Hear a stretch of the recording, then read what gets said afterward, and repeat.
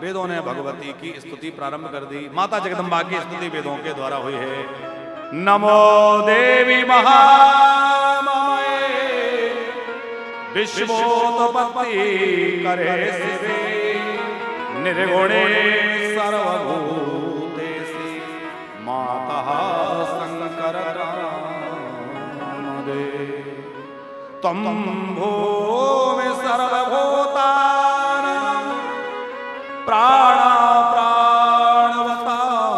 यथा धीः श्रीकांति क्षमा शांति श्रद्धा मेधा धति स्मृति।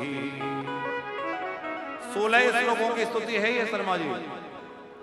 श्रीमद् देवी भागवत के प्रथम स्कंद के 5वें अध्याय के 53वें श्लोक से 68वें श्लोक तक यह 16 श्लोकों की स्तुति है।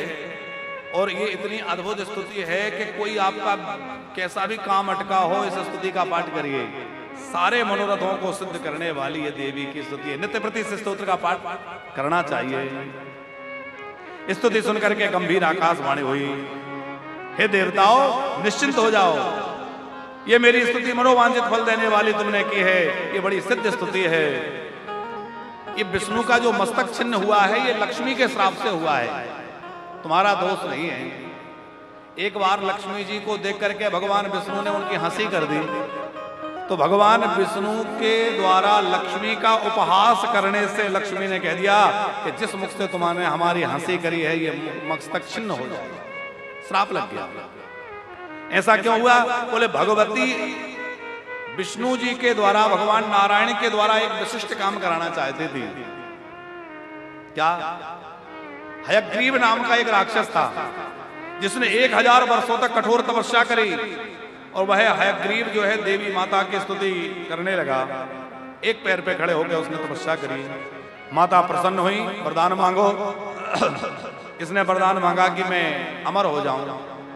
माता जी बोली अमर तो कोई नहीं हो सकता, ये तो मृत्यु लोक है, जो आया उसको मरना पड़ेगा। बोले अमर नहीं हो सकता तो ये वरदान दे दो कि मैं किसी और से ना मरूं, जब भी मरूं तो हयग्रीव से ही मेरी मृत्यु हो। भगवती ने तथास्तु कह दिया।